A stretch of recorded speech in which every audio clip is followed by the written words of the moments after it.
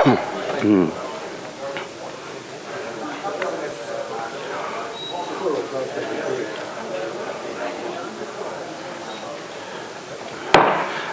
of the committee, we will come to order. We have two elected officials with us. We'll take care of some housekeeping first and then pull their bills out of order, as is our usual practice. But our first two bills on our agenda are 2013-871 and 2013-872. Both are to be withdrawn. 871 approves an initial resolution to issue general obligation bonds in the principal amount not to exceed $200 million. And 872 authorizes the execution, issuance, and sale of taxable general obligation pension refunding bonds in an amount not to exceed $200 million. May I have a motion to withdraw? And a second? Any discussion on the motion to withdraw? Seeing none, those in favor say aye. Those opposed, no. Both of those bills will be withdrawn. We will start, because in order that they came in the door, to show no preference, Public Defender Don Diener was in the building first, so we will take 2013-557, which is on second reading. 557, Council Members Stein and Pardue, approves an agreement among the Public Defender's Office, UCLA School of Law, and Gideon's Promise for a law school partnership project. May I have a motion and a second? Is there discussion or questions?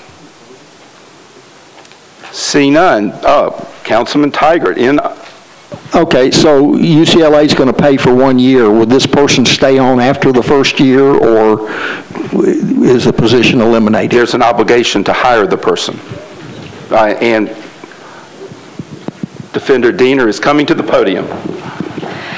Essentially, what this program would allow us to do is to make an offer of employment early on in the potential lawyer's third year of law school. It makes us more competitive to bring the person on. These would be positions that we would be filling anyway. And so, in other words, we're not adding an obligation to keep somebody on staff who we wouldn't otherwise want to employ in a regular, already existing position. It just gives us the ability at a time earlier in the school year to make an offer and be competitive with other public defender offices that can make offers early on and get the best of the best that are out there. Sure. Now, there would be no commitment then in the second. Is this going to add an additional position in the second year? No, it would be placing the fellow into an already existing position. So in other words, what it's meant to do is wait until there's turnover, and when there's somebody who departs an existing position, we would place this person into that newly opened position. Great. That answers the question. Thank you. Any further discussion or questions? Seeing none, those in favor of recommendation say aye. Aye. Opposed, no. 557 is recommended. Thank you. Thank you very much. Then we will now turn to 2013-878, a resolution. Councilman Stein authorizes the Department of Law to compromise and settle the lawsuit brought by Juana Villegas against Metro government for $490,000. May I have a motion for the purpose of discussion? So moved. Moved and seconded. I think obviously the sheriff is here if we have questions, but I think we probably ought to begin with our legal director, who might just give us a brief outline for us to work from. Thank you, Councilman. Just a brief summary of the facts in this case. I would like to start off by saying that I believe this settlement is in the best interest of Metro, primarily from a risk standpoint, and I'll get into that a little bit later. The facts: this case has been in system since 2008, and the facts briefly are that an undocumented a woman named Juana Villegas was arrested for driving without a license in 2008 by the Berry Hill Police. When she was found out that it took her down for booking. When she was booked, it was discovered that she had a hold on her from ICE, and that put her in a special category in terms of her immigration status. She was 9 months pregnant. She could not get out on bond because she didn't have the money. She could not get out on pretrial release because she had the ICE hold on her. And lo and behold, while she was in in jail. She did go into labor and was taken to the to General Hospital, where she did give birth to her child. During that time, she was shackled for part of the time she was in labor. She was not shackled for the time she was in, quote, active labor. And she was also not shackled during the period of time postpartum as well for 6 hours. A lawsuit was then brought for violating her civil rights for having her shackled. It's in federal court, in the court of Judge Haynes. During that case, during that trial, the judge found through summary judgment, without even going to the jury, that Metro violated her civil rights. At the time this happened, the standard in the country was more or less to keep somebody who had that kind of hold on or shackled during pregnancy. Since that time, things have moved on. The law and the customs have evolved. Our policy, the Sheriff's Department currently, is that we do not shackle, as is the case in most jurisdictions currently. Back in 2008, it was a little bit different. Nevertheless, this federal court found that we were liable, and then we had a damages hearing only. During that damages hearing, Ms. Villegas was awarded $200,000 in damages.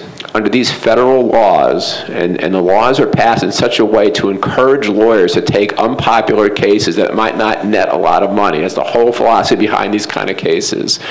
They're entitled to attorney's fees. The judge found that their reasonable fees were $600,000, and because they were so courageous in taking this case, he doubled that. So as it stood when it went to the Court of Appeals, Metro was liable for $1.2 million in legal fees and $200,000 in judgment against Ms. Villegas. At the Court of Appeals, the court found that, well, wait a minute, this judge really should have let a jury decide. This judge should not have let the case be decided on his motion alone, and sent it back at a 2-to-1 vote by the Court of Appeals. So one of the justices at the Court of Appeals did believe that as a matter of law, shackling a pregnant woman, even though it was during inactive labor, was still something that violated her civil rights. So we were then faced with, okay, we have to start this all over again. We have $1.2 million in fees already. If we were to try this again, you'd probably talk about another $300,000 or $400,000 in legal fees. And if she were to win $10, what the law basically says, in general, is that we'd be liable for all the attorney's fees again. Another consideration in deciding to settle this case was that in this particular court, we just have not had a string of success in this case. And I think when you factor in everything you need to factor into when you make a decision whether or not to settle a case, the court you're in always has a bearing on that. So all in all, even though you can make a fairly good argument that the state of the state of the art at that point in time in sheriff's departments and in jails throughout the country was not that different from what we were doing in many locations, we still think it would have been very, very difficult for us to win a clean sweep, which is the only way we could have come out ahead here. So given all of those facts and circumstances, we felt it was in the best interest to try to work out the best deal. And so what we went to is went from $1.2 million in fees, we went down to $390,000 in fees. And for Ms. Villegas, in lieu of $200,000, she was going to get she will get $100,000. So we felt like, given the risks and given where we were, that it was in the best interest of Metro to settle the case. Councilman, is that? Thank you. Sheriff, we certainly want to give you the opportunity if you wish. I'm sure that. I'd be happy to answer any questions. I think Saul did a fantastic job as far as the risk and the situations. You guys have read about this case many times. It's been extremely high profile given the nature of it.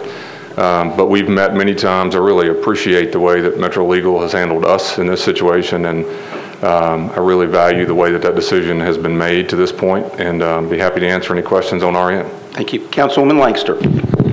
Thank you, Mr. Chair. Good to see you, Sheriff Hall. Being a female and being a mother of two boys, this was really very demeaning, cruel and unusual punishment. That's how strongly I feel about it. Can you tell me what new changes are in place so that this situation will not occur again? Yeah, I'd love to do that. We, to be honest with you, we changed our policy long before we were sued legally. And there was not a case filed when we changed the policy. I think Saul mentioned earlier, I just rolled off as the president of the American Correctional Association. It's the International Association for Corrections Practices.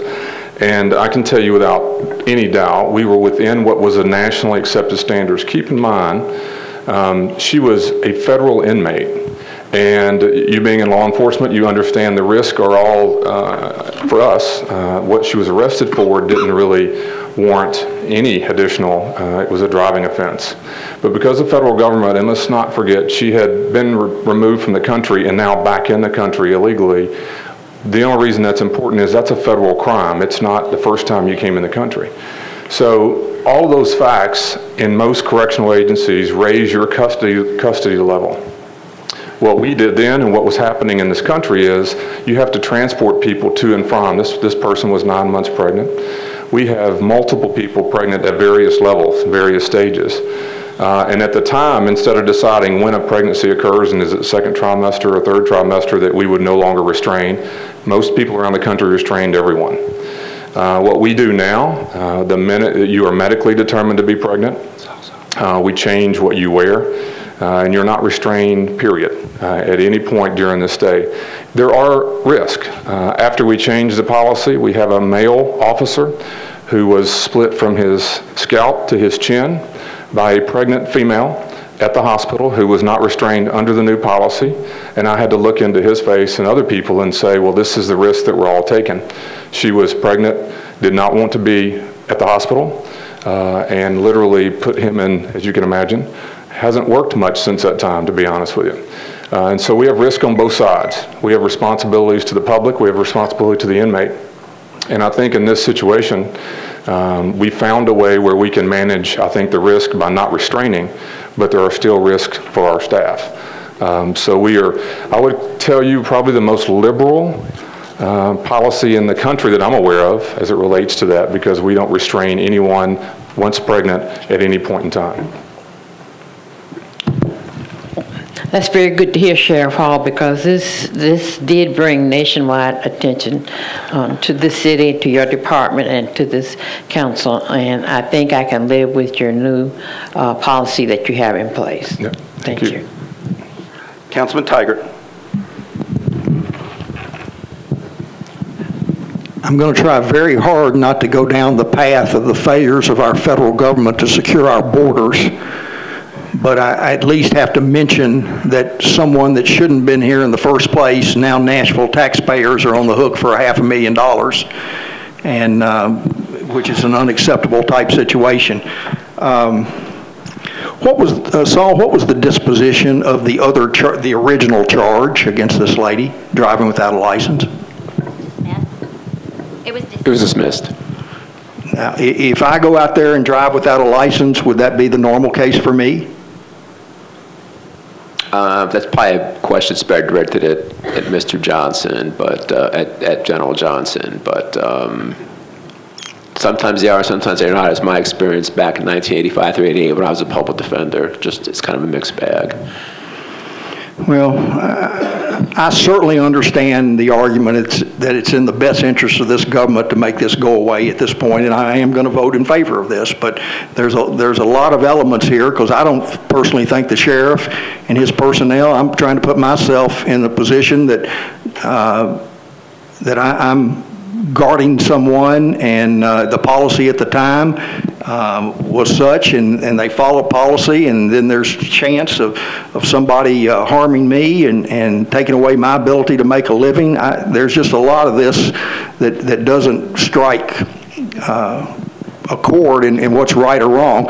And the final part of it is, if this lady has been wronged by our government, she's only getting pennies on what we're paying out.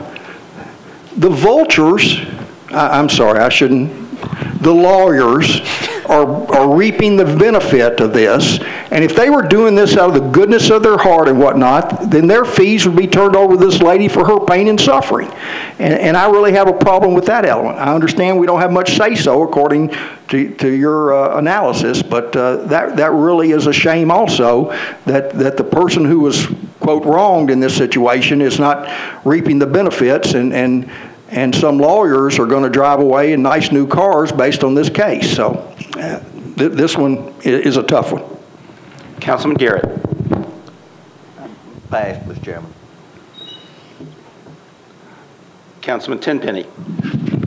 Thank you, Chair. Though I'm not in the Budget and Finance, I would like to say something about this case. Could you explain a little bit, when she was stopped, what exactly was going on with her and what the real charges of stopping her were? Because I think we were very vague when you mentioned them at first. Well, first of all, Metro didn't stop her, so we're limited to a degree by what we see on a video. It was Berry Hill, correct? It was Berry Hill Police. Okay. So we know from video video evidence that the officer was having a discussion with her at her truck. She gets out of her truck at some point, and he decides to arrest her. Interestingly, when Miss Villegas got out of jail, Metro pulled her over at some point and cited her for driving without a license and didn't take her to jail. So again, the fact that she was in jail in the first place was not due to the fault of Metro. So I think that's an interesting point to make here. Yes, I think it's interesting too. She's 9 months pregnant. Did she have 2 other kids in the truck with her that did not have seatbelts on or anything, and she was going over a double line at the same time? I don't recall those details. I do know that she had at least 1 child in the truck with her. I don't recall if there was more than 1. There were definitely children with her. And there goes the problem with me as a citizen of the United States. They took a lady in that was pregnant 9 months that had 2 children in her car already. She had no driver's license. She had no insurance, but yet she chose to drive on the street as a pregnant mother, which took in consideration the safety and hazard of everyone that was driving on that street that day. And now we are going to say, hey, let's give her this money and give her this restitution for doing what she wasn't supposed to be doing. Sheriff Hall, I commend you for what you do in your department. I commend you on the service that you've gave. It's the 287G I thought was a really great program that really helped this city out. But it just seems like when we have undocumented workers or illegal folks, that if they don't have driver's license or they don't have insurance, well, we just let them go. We don't do anything. And Mr. Taggart, you're right. If they stop you without driver's license or insurance, sir, they're going to fine you heavily. Very heavily. And I just don't see where we have a person that's already got a warrant out for them for crossing the border and getting in this country again, where we can say, hey, well, that don't matter at all. Let's just drop everything and give her $1 million. I don't see where that makes sense. Councilman Pridemore. Thank you, Mr. Chairman. I remember this case. It's quite lengthy case. What was the final disposition of the federal charge? Immigration charge. I believe it's still pending. It's put on hold pending this case. Yeah, she's still here. She's a manager at McDonald's on Nolensville Road, I believe, and she's attempting to obtain, it's called a U visa. And I know that the trial court judge has supported her in that effort, and that's an ongoing effort. So that's what's happening there. So, thank you. Councilman Pardue. I don't first understand why a trial court judge would be supporting somebody that had broke the laws of this country. That's beyond me. But what my real point is, Sheriff Hall alluded to the fact that we do have an obligation to the public, and we do have an obligation to the prisoner. But this country from top to bottom has forgot the obligation they got to the damn police officer out here having to fight them. Thank you. Any further discussion? Councilman Garrett. Mr. Chairman, thank you, Mr. Chairman. I just don't want us to forget what we're doing here. I don't like this any better than anybody, but the only question is whether or not this settlement will keep the taxpayer from paying any more money than what this settlement that our attorney has offered, and keeps that in mind. That's all this does. Thank you for bringing us back onto point. Any further discussion? Seeing none, those in favor of 878 say aye. Aye. Opposed, no. It passes 10-4, none against, and 1 not voting. This will take us back. Thank you, Sheriff. Thank you. This will take us back to our regular part of our agenda. 2013-873, Council Members Gilmore and Stein, authorizes the Metropolitan Government to impose an additional fee on the sales price of certain goods and services within the Downtown Central Business Improvement District. May I have a motion to begin discussion? And second, there is a proposed substitute. May I have a motion on that for the purposes of discussion? And seconded. Council Lady Gilmore, as the principal sponsor, do you wish to make some introductory remarks? Thank you, Mr. Chair. I just want to say I know that the business owners within the Central Business District share that this is very important to them. It's a tax that they're assuming. It will help more with tourist dollars and bringing more tourists to Nashville. And so they are excited about the opportunity to do this. So I think that's important to know that they're very much in favor of adding the tax to themselves. Okay, thank you. Do you want to talk about the substitute, or do you want Mr. Cooper? Let's let Mr. Cooper talk about the substitute. Cooper, if you would outline that, please. I'm sorry. There you go.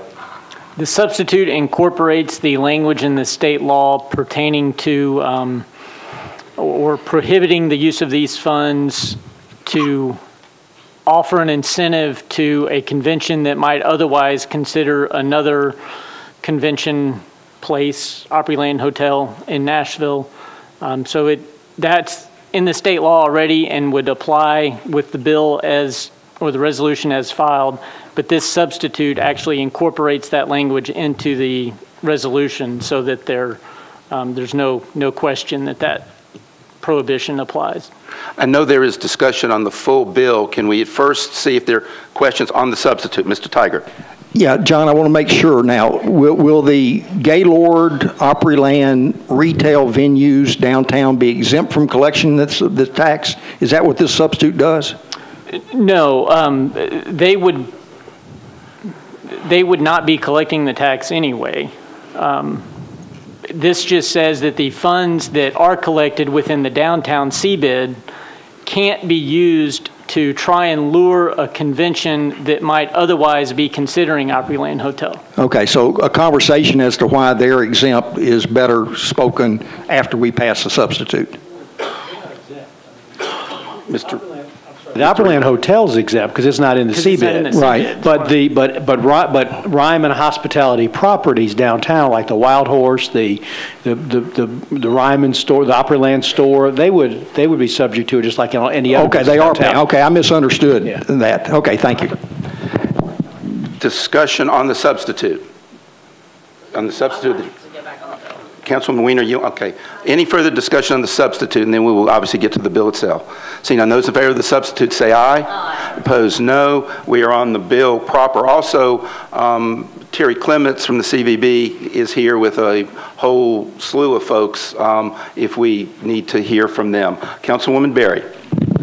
Thank you, Chair. My question actually goes to where I think Charlie was going initially here, which is, what this will do, if I'm understanding it, is this pot of money will not allow the entity that is the MCC to compete head-to-head for a Gaylord whenever there's a convention.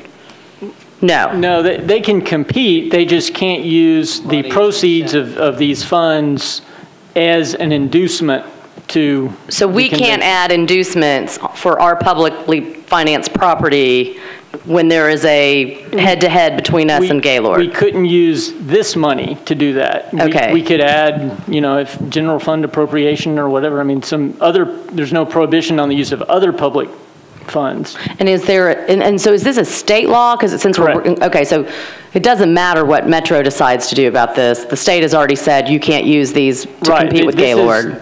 The state enabling legislation said you can't do this, so the council is just voting to accept the state resolution or not. Okay. So we're really not voting on whether or not we can do that. What we're voting on is just to approve what the state is going to let us do. Correct. Okay, thank you. Well, we're authorized. That legislation said the local governing body had to authorize the fee. Right. We're just choosing the fee, not how the money will be allocated. Okay, Correct. Thank you. Councilwoman Weiner. Thank you, Chair. My question is more operational. At what point would we know whether a firm is looking at Gaylord versus MCC? At what point in the process would we know that? That from Mr. Clements, you think? Yeah, I think so. Terry, you want to take a crack at that? Yes, sir. I'm sorry. This is Terry Clements, Vice President with the CVB. Thank you.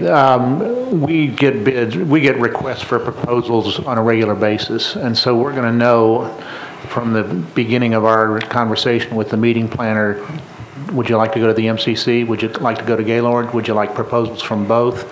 And this just says we're not going to favor one over the other in weighing the scale to say, well, if you'll come downtown, we'll pay you. No, those two are head-to-head competition and they'll have to speak for themselves. Okay. Thank you. Councilman Garrett. Put me at the end. Okay. Councilman Tiger. Okay, I want to go back to something Council Lady Gilmore said. You said that these businesses in the district have agreed to tax themselves. Now, the money is coming from patrons. They're not taking anything out of their own pocket. They're passing it along from a patron. Okay, Councilman, state your question out loud, then we'll go to Councilman Gilmore. I just want clarification when Council Lady Gilmore, as the sponsor, said these businesses have agreed to tax themselves. This is a tax to me is I'm going to tell my favorite barbecue restaurant, hey, I want you to send in X number of dollars to support this, and you take it out of your bottom line, not collect more from me when I go in and then send it along. Well, it's the obligation of the business to collect the tax and pay the tax, remit the tax monthly to the state. Now, if they choose to absorb that and, you know, not impose a 1 penny additional tax or fee on a $4 beer, then that would be their choice. But it would be up to the individual merchant to determine that. The money would be remitted no matter what. It's just whether it comes out of their own pocket or they pass it on to the customer. Councilman, let me go to Councilman Gilmore, and then you can have the floor back. Councilman Gilmore. Okay, and then I'm going to let, I would like for Mr. Clements to come and explain it all, but the merchants shared with me that they were not going to pass it on to their patrons, so they would be taxing themselves, as John Cooper said. So in other words, when they charge that fee, they would not charge the extra fee that they're charging, that they're assessing. So in other words, they're not going to charge them for their patrons for the fee. The patrons will not feel the fee. It will stay the same amount. They're not going to up their price. Terry, you may want to address this point. My understanding was that obviously that's discretionary depending on the establishment, is it not?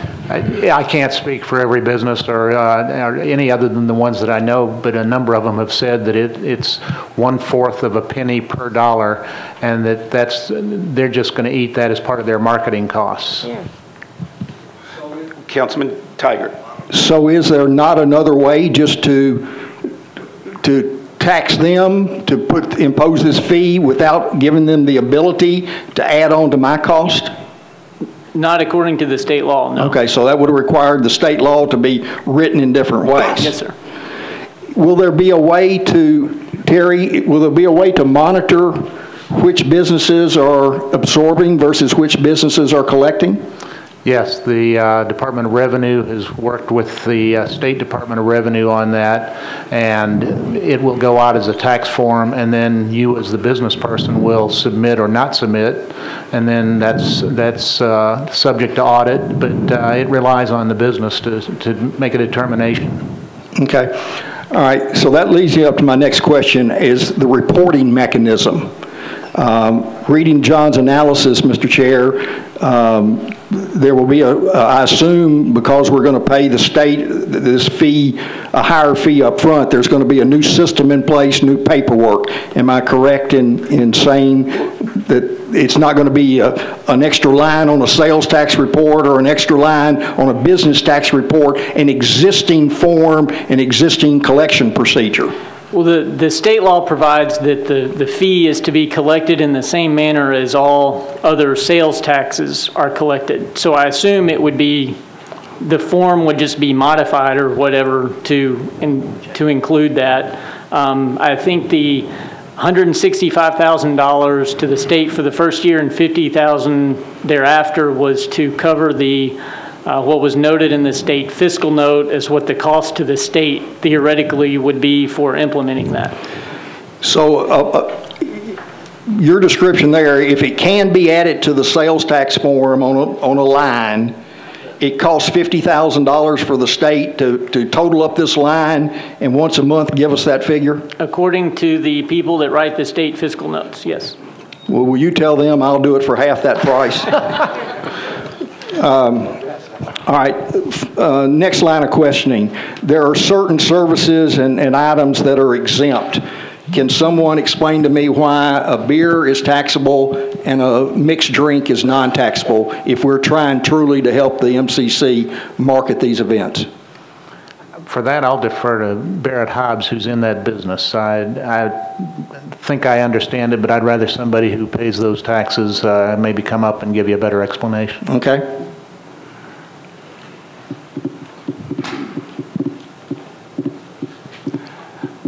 Mr. Hobbs, for the purpose of this, will you please just introduce yourself and okay. Thank you. Hi, my name's Barrett Hobbs. I own and operate 5 businesses inside of the downtown area. We do have businesses in the Music Valley Opryland area as well, so I'm pretty versed on what's going on both sides. To put it bluntly, our tax rate for liquor, wine, things of high alcohol, I think we're either number 1 or number 2 in the country at this point. So there's really no room to put anything else on that. You're already taxed at 25 cents on every dollar. And to really single that out, it's a much more complicated issue in accounting versus boots and beers. It's a little more simple. So I think that's probably the main reason it was left out. I don't know if that answers your question, Mr. Tigard. Well, but it does, but it just raises the question, you know, this is such a small fee and the businesses is your business going to absorb this fee or are you going to tack Absolutely, it on? yes or no. Roughly a penny on a beer, you know, it's very difficult for me to swallow putting any kind of fees on my businesses. I'm taxed going and coming. I don't view this as a tax. I view this as if there was another mechanism where you could get volunteer participation from all downtown merchants to have a marketing fund, then we could go that route. But the honor system just won't work. And there's no mechanism to audit it. So this was the most fair way to do it and only impact the businesses that are directly influenced on a daily basis if this money is used to entice a convention to pick Nashville over Indianapolis or Atlanta or somewhere else. Most other cities already have a mechanism in place, is my understanding, where they can dip into funds and provide this same type incentive. You know, conventions are big business and everybody's out there fighting. We've got a great city. I view this as a great tool to help our downtown businesses and the Music City Center to succeed in the future. Thank you. Councilman Tiger, I just wanted to remind you, those exemptions are all specified and limited under the state statute, so we don't have any discretion in terms of implementation. Yeah, but I think the public deserves to know what is and is not, and it would seem to me that those businesses that had stronger lobbyists at the state level seem to benefit more, but that's just a guess from my part. You'd be shocked to discover that on the state level, wouldn't you? Yeah, I would be shocked. Finally, John, I want to ask the question in your analysis about comparing this 25 cents is the same effect as adding a quarter-cent to our sales tax rate. For those businesses that pass it on to the customer, that's correct. Now, if the business chooses to absorb it, then that would not be the case.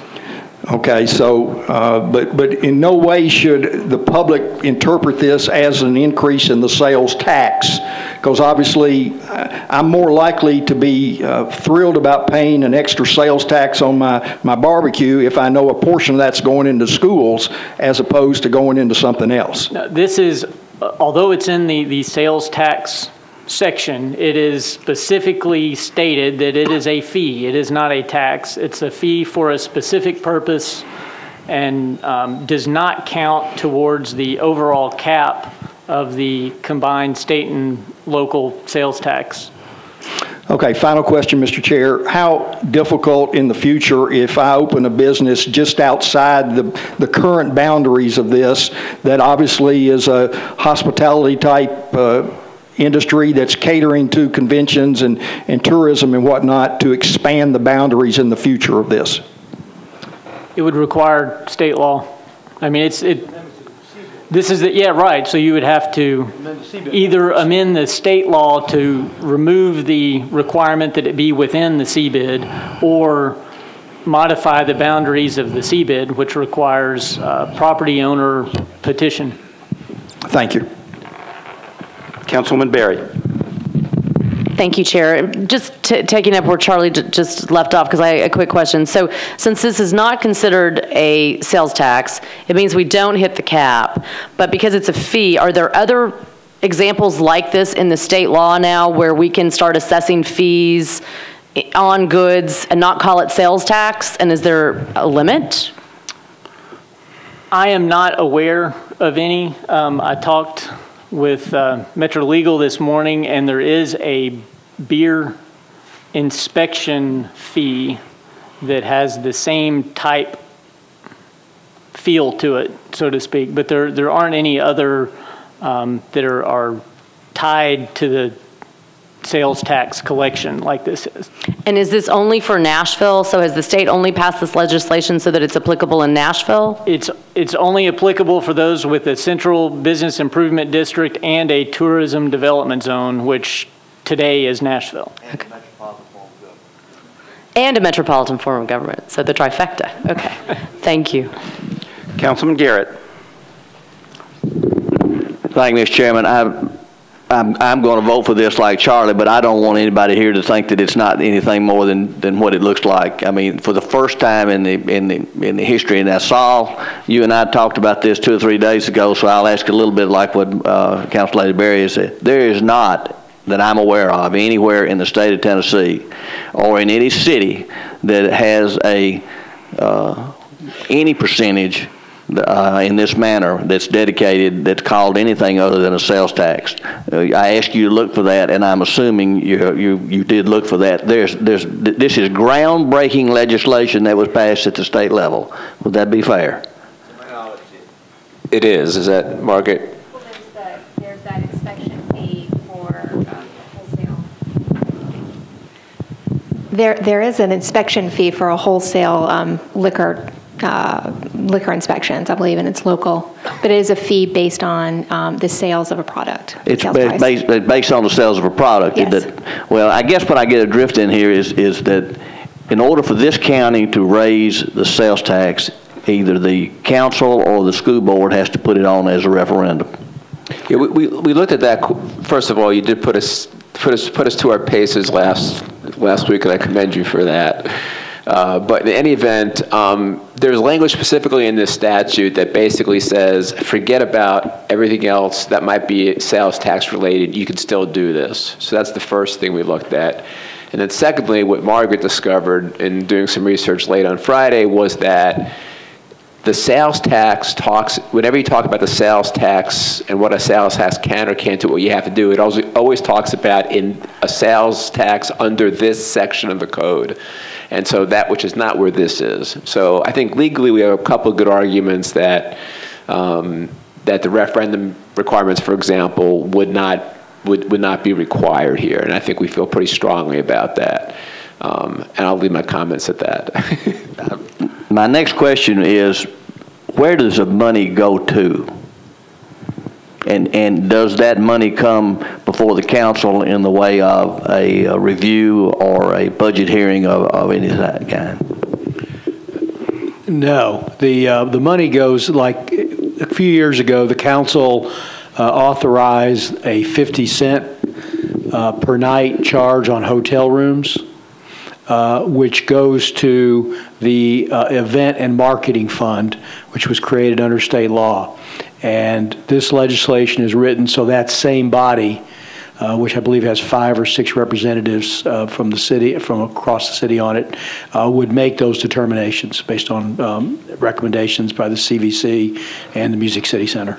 I have to ask, why wouldn't the administration want, or why wouldn't this council, Mr. Chairman, want at least those individuals to come in periodically, if not every year? I'm sure they'd be willing to come in and give a report, but the state law was, this is the way the state law was written. Just well, like I understand that, but I mean, like the 50 cent. The 50 cent it was patterned after the 50 cent fund, so it just followed after that. But I'm sure that a report would be happy to give at budget time or any other time as to how the money's being spent. I just think that might be something we ought to add to. I don't disagree with that. Add to what the 911 board was kind of similar to this. The 911 board for council members they've got quite a bit of money, and for whatever reason, they didn't have to come before this council and even present a budget. It literally was just put on the board out here with a pen, and they put it on the board out here for us to see, and you either found it or you didn't. And does that sound right, Mr. Chairman? And it used to be that way? We will request a report on that fund, and I would also say that the CVB has never turned down this I agree. for us. So we will. I agree with that, but I just take care and see if we can institutionalize that report with Mr. Riebling's office in budget time is the appropriate time, I think, to get that report. I agree, and I think that's one of the things that we ought to do. We ought to make it a yearly thing. I mean, we're proud of what they do with the money and where they go with it, but I don't want anybody not to think that when I talk to Saul and others in the department to realize that we're talking about raising the basically you can call it a fee, and I know what happens at the state level after being there 20 years. And if we had a referendum, I guess I'm asking Saul, if we have a referendum and we raised our sales tax the final 0.5, what happens to this 25%? Does it go to 9.75, or does it go to, or where does the money still go to the same place? Yeah, the 0.25% would still go into the event and marketing fund, et cetera, et cetera, et cetera. So it's completely separated from that part of the state code dealing with sales tax. Okay, and this portion of you might as well just tell it like it is. It's whatnot. The portion that we're talking about is the local sales tax dollar, and if this law hadn't been passed, and if we raised it 0.25, then 2/3 of those funds would be going to the public school system, and the other would be going to the general fund. Is that correct? If this law were not passed and we tried to raise a sales type tax, I think you'd have a very good argument. You'd have to comply with the referendum and the other requirements, but I think this law takes you out from under that. I'm not sure if it answers your question, but well, what I'm getting at is right. I just don't want anybody to not think that we're not putting another 1/4 cent sales tax on an item that's being sold. Mr. Chairman, if I have a bottle of water right there, instead of 9.25%, it's going to be 9.5% if I buy it downtown. Correct. Okay, thank you. If water's not one of the excluded items. But that's, no, it's not. I mean, okay, but I'm talking about the sales tax on this is going to be 9.5 instead of 9.25. And no, if the business is not absorbed, they do it. If the business is, well, as far as but as far as we know, that's what it could be charged, 9.5. Councilman Claiborne. A clarifying question following up on one of Councilman Garrett's comments. Is there anything, Mr. Solomon, in the state legislation for either of these funds, the 50 cents that Mr. Riebling mentioned, or this the money that we're currently talking about, that would prohibit us as a council from formalizing as a piece of legislation a request from the Event and Marketing Committee to come before us once or twice a year with a report detailing the monies that have been collected and how those monies have been spent? No.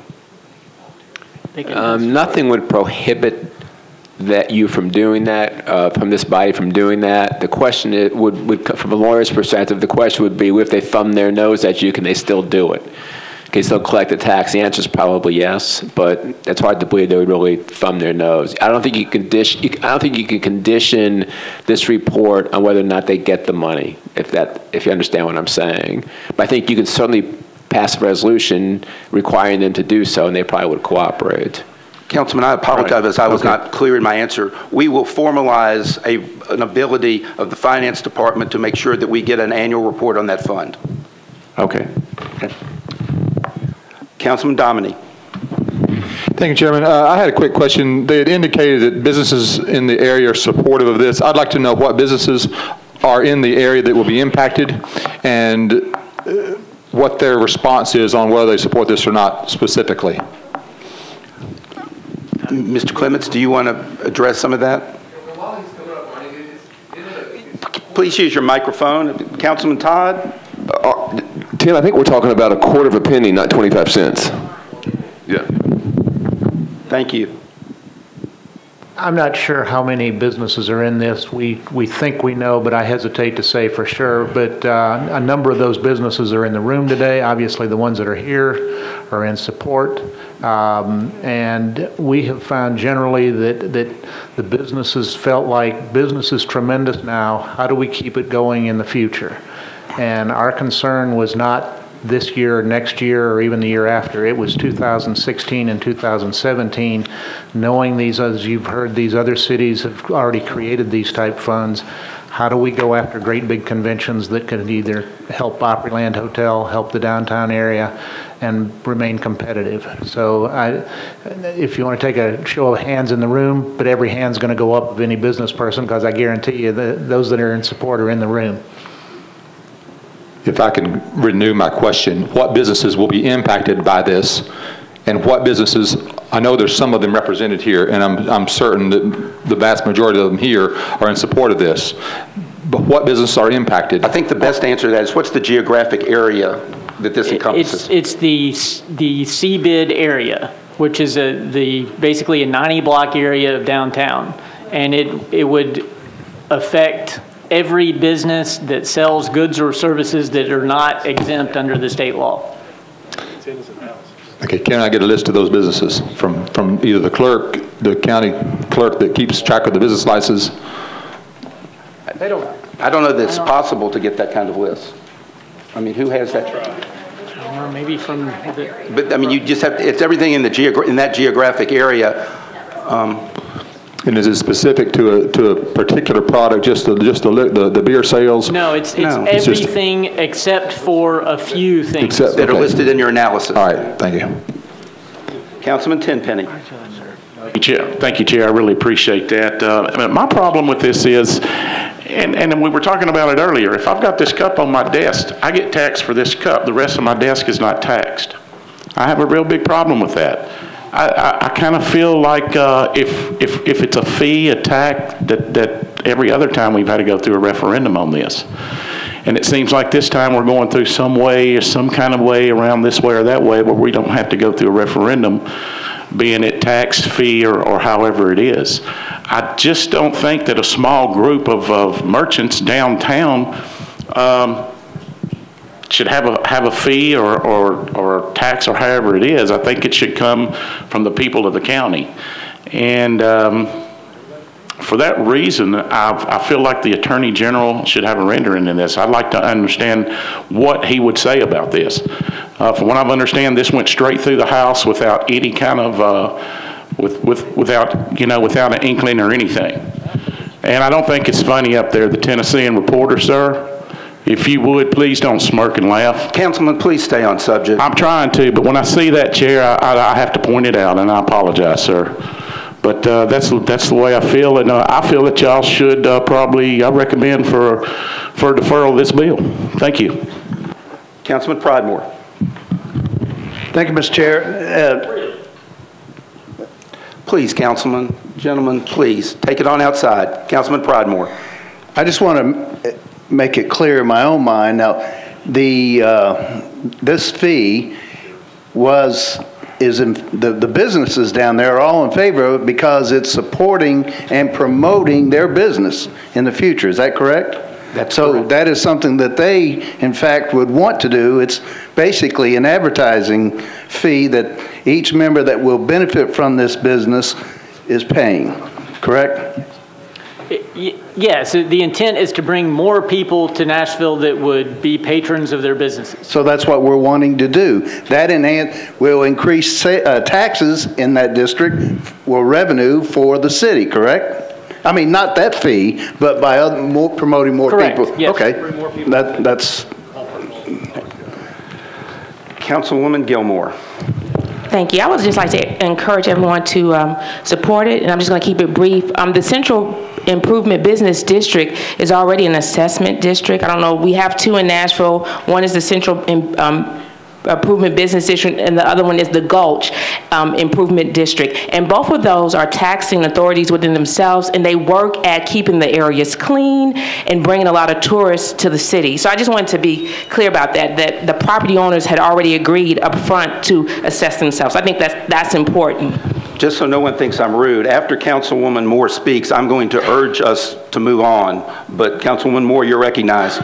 Is it appropriate to say previous question? I'm just got confused. No, I think there's only one other person in the queue, and Councilman Todd, if you want to speak, go ahead. Just real quickly, a couple questions for, I guess, Mr. Clements. Just, is this enough, do you think, to really move the needle? I mean, and is this the right time to do this? Talk a little bit about, is this fund going to be big enough for you all? And then give a couple examples of just how it might be used. You know, Mr. Cooper's analysis says it could be used to assist in the recruitment of major conventions. Just give a couple examples of how you might actually use it. Well, answer to your first question, until the money starts to come in, we have an estimate, we think we know, we think it's going to be about $1 million a year. This would not go into effect at all until January, and then we wouldn't even begin to look at it until middle of next year. Does $1 million give us a fund that we can use to offset rent in the MCC? Absolutely. And a typical example might be National Rifle Association. That's one we've already got, but that's 48,000 people that are going to come here. If we were up against another city that was offering their building for free, we'd certainly want to compete against that. And so the law is designed so it's 2,000 rooms or more, 3 hotels or more, and nobody that we've already got. We're not going to give subsidy to people we've already got, and nobody that's going to go both places. We think if they've asked for a bid for Opryland in downtown, we probably got them. So let's not subsidize those. Let's subsidize the ones where we can try to get business that we think we deserve, but some other city is trying to take it from us. Does that answer you? Yeah. Members of the committee, we are ready to vote. Those in favor signify by saying aye. Aye. Opposed, no. It passes 10-4, none against, with 1 not voting. Members of the committee and council, let me just tell you, because of the way today was scheduled, which frankly I didn't realize until it was too late, this meeting was supposed to have ended at 4:30, and we still have an extensive agenda.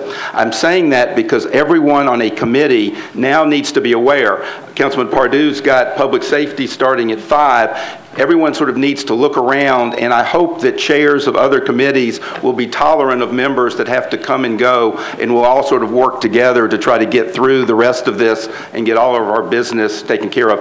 I promise you I will speak to the Vice Mayor and the clerk about taking a look at our agenda in a broader term and give appropriate amount of time, and I apologize to the Planning Committee because that's the committee that's really held hostage right now because they've got to meet in here when we are done. So with that, we'll move on to 2013-874. It's also not the chair's intention to cut off meaningful debate. I just wanted to alert everybody to be aware of your other committees and coming and going and maybe help each other if there's a piece of legislation there and they're sitting here. Thank you. 2013-874, Councilman Stein approves a sole source contract with Microsoft to software support and maintenance for the Department of Information Technology Services. Motion, please.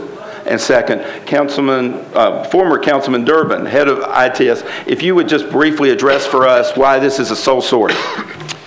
Good evening. Metro uses a lot of very complex Microsoft software to support the infrastructure that the entire government works on. We're not talking Microsoft Office, Word, Excel, and those things. And we feel it is best to go directly to the source who provides premier level support in these applications versus going to someone else who would then rely on Microsoft for the same type of support that we're going to get directly from them. That's why we've come to you to ask for this sole source. Thank you. Councilman Tiger. Is this the cheapest route to go? Let me rephrase. Is this the cheapest and best route to go? In my mind, it absolutely is. Because again, others would be using this same type of support to do the kind of highly technical work. There is always other opportunities to get it cheaper. It may not be as efficient or as effective. I feel this is the best route. And how long have we been under this contract? At least 5 years. This is an extension, and this is providing us a cap for spending. Obviously, the money comes from other appropriations. This just expands that cap and sets it off for another 5 years. Do you ever consider any pilot projects, just take a small portion and see if these other companies who may offer a cheaper price can meet these expectations? We do projects with others all the time. There are just some things that we feel are best directed to that source, especially around implementing Microsoft products. Typically, we go straight to them, but we do projects on Microsoft with other people as well. We're doing one with Dell Consulting currently, as a matter of fact. Great. Mr. Chair, thank you for asking my question. You've assumed the role of my wife to an adequate level. And as she frequently tells me, she does it better than you do. So, any other questions? Seeing none, those in favor signify by saying aye. Opposed, no. 874 will be recommended.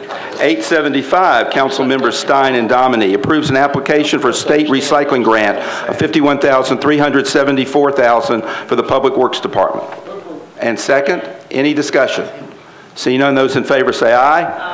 Opposed, no. 875 is recommended. 2013-877, Councilman Stein authorizes the Department of Law to compromise and settle the property damage claim of Jerdal Company against Metro for the amount of $45,545.08. A motion?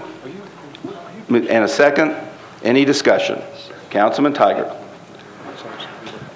Yeah, I want to talk about the issue of the grease accumulation on the restaurants downline as to whether they have met all specifications that cause this problem.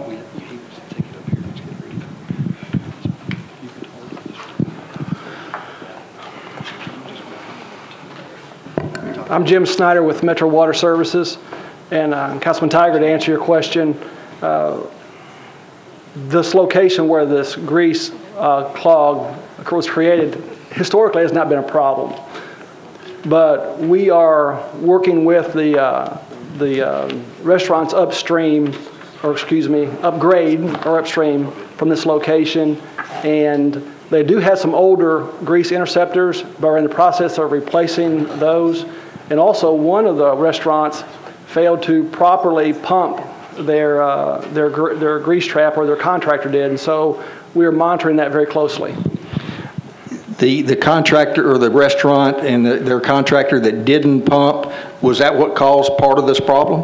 Well, it can't be confirmed, but that's a suspicion, yes, sir. Now, what we're also doing is we clean those lines on a regular basis, and the location where the clog took place was just outside the limits of that limit of the part that we're cleaning. But also, a part of that investigation, we found that the sewer line had a slight dip in it, which could collect grease, and so that's been repaired. So we feel like repairing the line, expanding the line of which we clean on a regular basis, and working with the restaurants should solve the problem. Is this type of situation something that happens all over the city and you all have to stay on top of? Yes, so we have about 3,000 restaurants, and so all restaurants are required to be a part of our Fats, Oil, and Greases program. And so we stay on it pretty well, but there's going to be, from time to time, these situations are going to occur, but do a pretty good job of staying on top of it. What happens if a restaurant does not meet whatever specifications on their grease collection? What actions can you do then? We have the ability to fine them. Of course, we work with our legal department, but fines, and we have to answer to TDEC as well in that process. How often does that occur? I wouldn't say it occurs on a routine basis, but from time to time it does happen. And we also work through our wastewater advisory committee, on that. So we have a board that we have to answer to as well. Well, I'm just making sure that it wasn't through some negligence on companies downstream that, once again, taxpayers are footing the bill for, but you're confident that every step has been taken, that not only will this not happen in this particular location, but other locations around the city, we have a system in place. Yes, sir. And the goal is to never let this happen, but it's going to happen from time to time, but we feel like we're taking steps to minimize that. Thanks, Jim. Yes, sir. All those in favor of 877 signify by saying aye. Opposed, no. 877 is recommended. Members of the council, we still have the entire IOD issue to discuss, but I think because it may free up some council members, we're going to move those 3 bills to the heel and take care of the other things that are less discussion worthy. I may be wrong in that, so I'm not trying to cut off anybody, but I'm going to make this attempt. So we're going to skip to 2013-550, Council Members Stein and Westerholm, which approves an amendment to the Metro Code pertaining to earnings while an employee is on in-line of duty injury leave and pension calculations. May I have a motion and a second? Mr. Cooper, that's housekeeping in nature? Yes, this is a result of the change the Civil Service Commission made back last summer that reduces the amount of compensation employees who suffer non-catastrophic injuries on the job. Their pay is reduced to 75%. This would clarify that if that happens and their pay is reduced, for purposes of their pension calculation, it would be as if they had received 100% of the pay the entire time. Any other questions? Any questions? Seeing none, those in favor of 550 signify by saying aye. Opposed, no. 550 is recommended. 2013-553, Council Members Blaylock, Stein, and Hunt authorizes disposition of a portion of McMurray Middle School property located at 520 McMurray Drive. May I have a motion and a second? Councilwoman Berry. Thank you, Chair. Just a quick question. I know we've got somebody from schools here. You know, with all of the conversations we've been having lately about having to build or put new schools in places, and you know, why are we disposing of this particular property, and can schools address that? Or not? Well, they were here. I know they were, so maybe they just stepped out. I know Hank was here. Okay, perhaps we'll move that to the heel. Can you move that to the heel? Thank you. 554, Council Members Gilmore, Stein, and Hunt authorize disposition of the 222 building located at 222 3rd Avenue North. Moved and seconded. Councilwoman Berry. Same question. Same question. I don't think that goes to schools, though, No, it does doesn't. No. This gets to go to somebody else. Mr. Riebling? That's me. Mr. Riebling, yes, please. What? 222 is a building that the city's occupied for a number of years. Our estimates to repair that building and bring it into modern standards is probably close to $20 million. Currently, it's only the HR department is in that building, and we really don't have a need for the whole building. It doesn't have any parking, so it's not convenient for like the public defender's office, who we talked about moving there, but it was really inconvenient for their customers that come to visit their offices. And so rather than do that, we thought it was much more cost effective to move HR to the public, to the Parkway Towers building, which is a subsequent ordinance before you today. It's really just cost, and we're going to put it up for bid on eBid, and we think that it has some value. It has a $6 million appraisal, we just think from looking at the cost benefit of that, it just made more sense to dispose of that property. It's really not next to anything else in Metro Homes. And thank you for that. My question then goes to the disposal process. You say we're going to put it up on eBid. Why can't we just sell it like a normal realtor, and get a lot of money for it? Well, I mean, we intend to get a lot of money for it. I mean, there's a lot of interest in this project, and we hope they'll bid against each other, and the price will go up. And obviously, if we're not happy with the price, we don't have to sell it. Oh, okay. Thanks. Councilman Tiger. Thank you. The funds on sale of school property go into a school fund. The sale of funds on a building like this go General fund. General fund, unappropriated fund balance at this stage. So. Yeah, that's right. Further discussion. A little step ahead of you. Councilman Claiborne. Mr. Riebling, what's the annual cost on maintaining the 222 building? About $338,000. And okay, All right, good. Any further questions? Seeing none, those in favor of 554 signify by saying aye. Opposed, no. 554 is recommended. 555, Council Members Gilmore, Stein, and Hunt approves a lease agreement between Metro and Parkway Towers for office space in Parkway Towers located at 404 James Robertson Parkway. Moved and seconded. Mr. Ebling, do you want to give us a brief overview? Well, this really sort of goes with the prior bill on disposing of 222. So we'll be moving into Parkway Towers. We're extending the lease on the Public Defender's Office and actually getting a reduction in the rent on that space because we're taking some additional space, moving HR there, and also the Human Relations Commission and the Internal Auditor. So those functions will be moving into Parkway Towers. And again, we think it's much more cost-effective to do that at this time rather than to renovate the 222 building. Councilman Claiborne. Do any of those other entities that you just mentioned, are they in space that we pay rent on?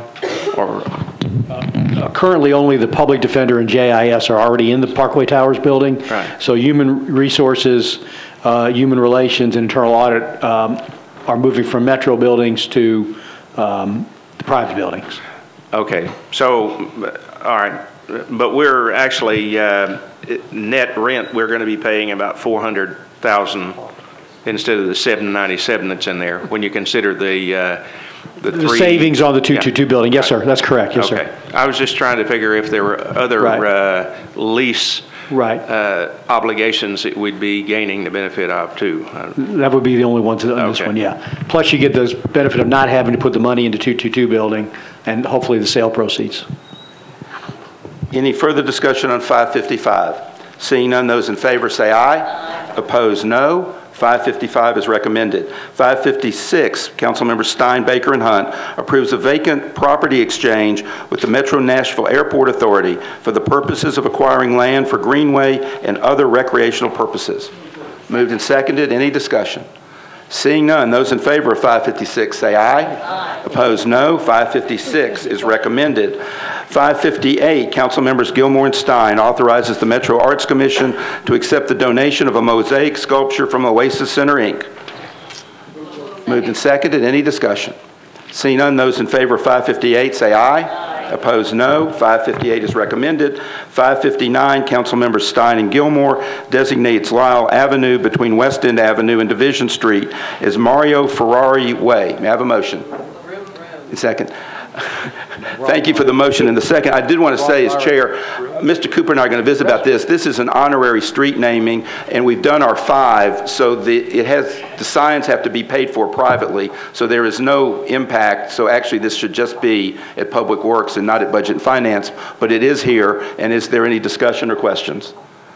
Seeing none, those in favor of 558 say aye. Opposed, no. That was 559. Thank you all. We will come back to, because Mr. Clay is here, if you would come forward we're back to 553, which authorizes the disposition of a portion of McMurray Middle School property located at 520 McMurray Drive. And Councilwoman Berry, if you will ask your question. Thank you, Budget Chair. Thank you, Mr. Clay. My question was that with all of the discussion we've been having lately regarding trying to find space for students and the conversation, why would we be surplusing this at this point? Or can you just give us some explanation about why that's happening? Absolutely, Council Lady, happy to. My belief is that this is a very, very small parcel of land that's essentially a ditch, and that we were trying to be good neighbors with our church beside there to help them maintain the property to their satisfaction. So we're not actually getting rid of a building, we're getting rid of a ditch. Yes, ma'am. Perfect. Thank you so much. Any further discussion? I apologize. I've confused myself. Any further discussion on 553? Seeing none, those in favor of 553 signify by saying aye. Opposed, no. 553 is recommended. This now takes us back to our last 3 bills, all on the same subject. 2013-526, Council Members Stein and Westerholm approves an amendment to the Metro Code to authorize the establishment of an in-line of duty clinic. May I have a motion? It's moved and seconded. I will say parenthetically that in about 5 minutes, this is going to also be discussed in the Personnel Committee. Councilwoman Berry. It's a quick question. Does the Concentra contract include case management services? No, it does not. Thank you. Councilman Claiborne. Last budget year, what was the total cost for IOD? It was... Medical was, I think, 3.75 million on medical only. That doesn't include the lost time in terms of productivity. It also doesn't include the IOD leave pay. And I think that puts it more in the neighborhood, Rich, help me out here, 14 or 15 million. 23, 24 million. Okay. Okay, so when we're looking at the cost that we have here for Concentra to do this, staffing, the administration fees, the building rentals, the utilities for the building that this is going to take place in, what is the projected cost of all of that for 2014? I think the cost is somewhere between $650,000 to $800,000. We are gonna propose radiology, so somewhere in the neighborhood of $800,000. That includes the building, everything, the maintenance, electricity, yes, Okay, so and we hope to break even the first year, and then hopefully between $400,000 the second year, up to $600,000 the third year. That's roughly what we're trying to. The first year includes all the startup costs. That's why it's break even. Okay, so you said radiology is going to, there's going to be a, John, do you want to help me out here? Yes, there's an amendment that basically repeals the First Amendment pertaining to radiology services. I think an agreement has been worked out with Concentra to where it's going to be in Metro's best interest to offer the radiology services there at the clinic. Okay. That amendment comes to the next bill, just so no one gets confused. Right, and I had to question, all of these things run together here, so I'm crossing over from one, jumping around. The physical therapy is not included currently, right? We did a really, it's a great question. We did a really thorough analysis of whether we should have physical therapy or not at the clinic. And basically we couldn't there's a couple of reasons why it doesn't work. One, just from a pure monetary, the investment in physical therapy versus the use didn't have a good enough return.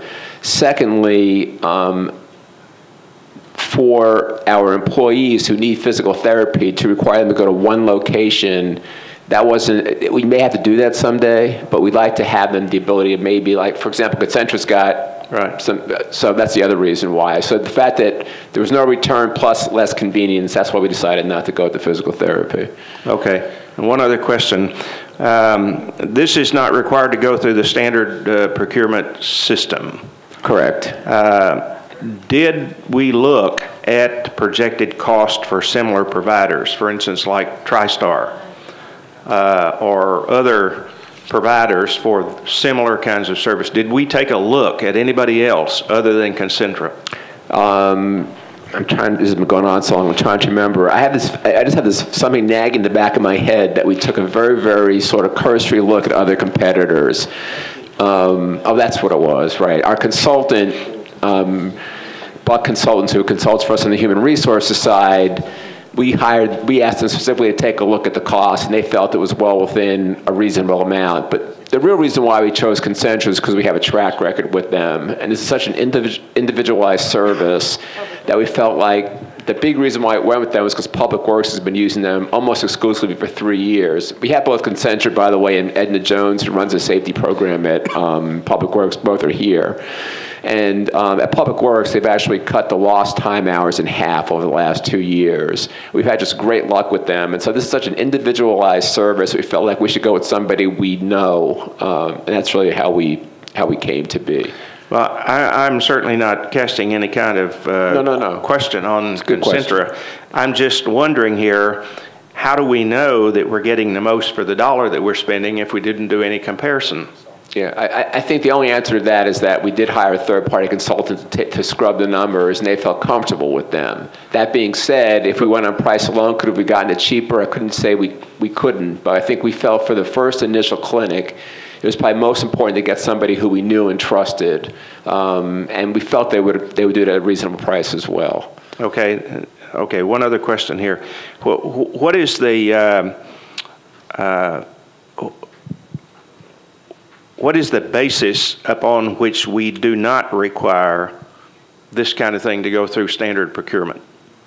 There's an exception in the code for professional services, I believe, is the actual language used in both the state law and our ordinances. Professional service, I believe, and that's the basis.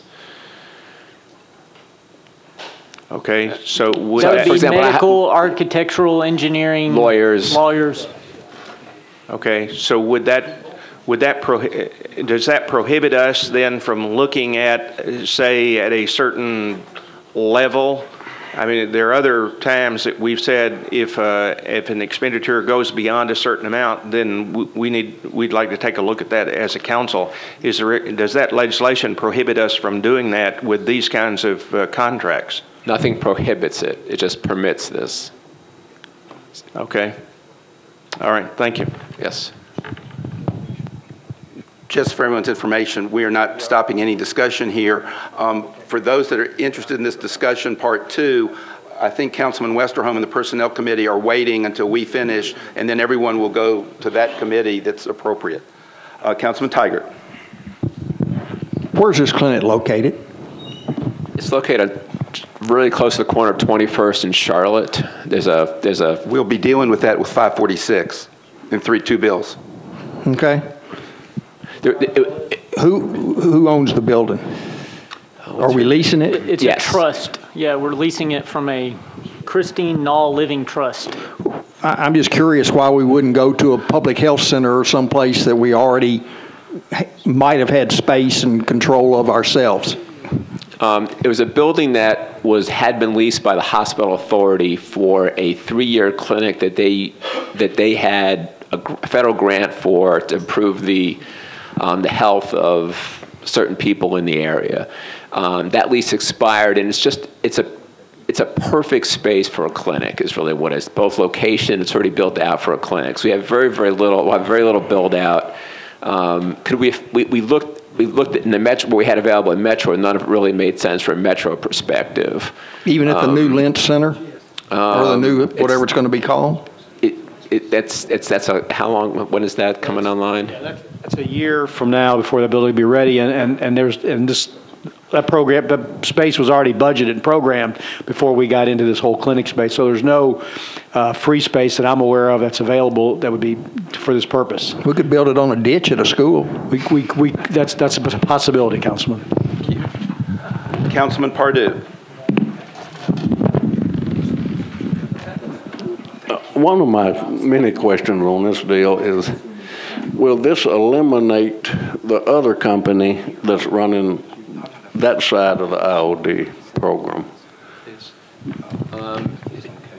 There's 2 other parties involved. One is ASC, which really processes all the claims, makes the initial determination whether it's covered by IOD or not, and also helps people get referrals to specialists.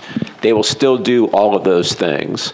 And then there's a third company called Ekman Freeman, which on serious cases or cases involving people who have injuries and really are not of a, how do I put this? They need a lot of help in going to the doctor, let's just put it that way. That's called case management, and they will continue to do their job as well. So it doesn't really eliminate either of them. What it really is intended to do is to kind of take the place of that first visit to maybe a general practitioner. Nobody knows where to go if they have a shoulder or an ankle, and they don't really know where to go for the first visit. We can treat them at this clinic, and maybe that's all they need. If they need specialist care, then they'll get referred on to somebody in our specialist network. And they'll get referred by the doctor? Typically, it's done by, it'll be a combination of either somebody at the clinic or ASC typically ends up getting that. They say, hey, listen, this is who's available to you. What we hope would happen is the doctors in the clinic will know who works best with our patients over time, and they'll make a recommendation. But it's not binding on the employee. They can go to anybody they want in the network. And this bill has absolutely nothing to do with retirees, is that correct? No, it's not going to have anything to do with anybody who's already on. If there's a retiree who's still getting care for an IOD injury, which does happen, they'll be grandfathered into the existing system. No. Well, I hear that, but it's nowhere in the bill that retirees will be grandfathered or retirees are not covered or this starts with your next injury. That's nowhere in this bill. Mm-hmm. And John, I understand that we can write a letter, put it in the clerk's office, which is saying that was our intent for the retirees not to be involved in the bill. Correct. But 2 years from now, when we get our first lawsuit and we end up in federal court, and the first thing the judge is going to say, if it's not in the law, we can't consider it. Okay. Am I not correct, John? Or it may be different judges say different things, but if it's not in this law, by law, it can't be considered. And well, that's what scares me. The intent of the program is for it to be voluntary anyway for the first 6 months. And so I hear you on that, and I understand that protection you're asking. I guess what might be a solution is we can visit that issue. I don't know, John, this is where I get my weak point is the procedure. But if we wanted to add something to the bill later on, could we do that? Yes. Yeah. So since it's voluntary anyway, no retiree has to use it anyway. Nobody has to use it for the first X number of months anyway. For the first 6 months. Yeah. I understand that. Now, staying on retirees, through no fault of any of the employees, this government gave them the right to live anywhere they wanted to. So if I'm being seen for a bad shoulder, am I going to have to drive the 200 miles from Loboville to come in and see the doctor, or will they try to work something out to help them where they can see a local doctor? Well, for the initial visit and your back to work visit, and we want to make sure that you're doing okay, we are going to ask you to go to the clinic. And so there is, I'd be lying to tell you there was going to be some inconvenience to some employees. But we think on balance, this is the best approach. Okay, I'll reserve the rest of my questions. Thank you. Okay. Councilman Pridemore. Thank you, Mr. Chair. When you say the network of doctors, I mean, do we know how many, just some of the questions I've been asked is it 5 or is it 3 or is it one group of medical doctors, one medical group? We probably have, and we probably have the largest network of injury on duty or workers' comp doctors in Tennessee. So it's pretty much anybody who is in your, and how, is somebody from HR in here who wants to? If I screw up, let me know. But basically, it's almost identical to the existing Blue Cross network for non-IOD. There's almost 100% overlap, and Jim's shaking his head yes. So it could be some of the doctors that some of the employees may already have or seen in the past. Yeah, we're not changing anything with the existing network. All this does is ask you, please come here for your first visit so we can best evaluate you. We know, hopefully, eventually they'll become experts in our jobs and what you can and can't do, and we get people back to work faster, which is what most people want anyway. And so that's really the driver here. All right, thank you. Yep. Councilman Claiborne. Mr. Cooper, could the councilman tomorrow night, if he so desired, ask to suspend the rules and amend this to include the retiree provision that he's talking about? Yes, the rules could be suspended to amend the bill to clarify that it doesn't apply to retirees. Thank you. Councilman Tigert. I failed to ask, obviously this IOD issue has been a problem or increasing problem and whatnot. between now and third reading, can someone provide us sort of a history of how that's evolved over the years and what our solutions have been in the past over the years, just to give a historical perspective? Absolutely. Thank you. Any further discussion on 526? Seeing none, those in favor of 526 say aye. Opposed, no. 526 is recommended. 527 is part of the same discussion. Councilmember Stein and Westerholm. This approves a contract with Concentra for operation of the Metro Inline of Duty Medical Clinic. May I have a motion? And second. There is an amendment which is on your desk. The amendment is essentially to repeal the amendment we adopted last time, which provided that X-ray services would have to come to council. Would have to come to council first. It would be part of the Concentra operation if we adopt this amendment. Second. Any discussion on the amendment? Seeing none, those in favor of the amendment say aye. Aye. Those opposed, the amendment is adopted. So we are on 527 as amended. Is there further discussion? Seeing none, those in favor of 527 as amended say aye. Aye. Opposed, no. 527 is recommended. 546, our last bill for the evening on the same subject. Stein, Hunt, and Langster approves a lease agreement between the Metro government and Christine P. Nall Living Trust for building located at 339 21st Avenue North to be used for an injury on duty medical clinic. It's moved and seconded. We're open for discussion, except Councilman Tigert, who already asked a question about this at the inappropriate time. Any other discussion? Seeing none, those in favor say aye. Opposed, no. 546 is adopted. One announcement, please, before people get up. The Planning Committee will start now, obviously an hour later, no fault of theirs. The joint meeting of Budget and Finance, Health, Hospitals, and Services with the presentation of Community Health Status Committee and an update on auto emissions will occur after the Planning Committee is over in this chambers.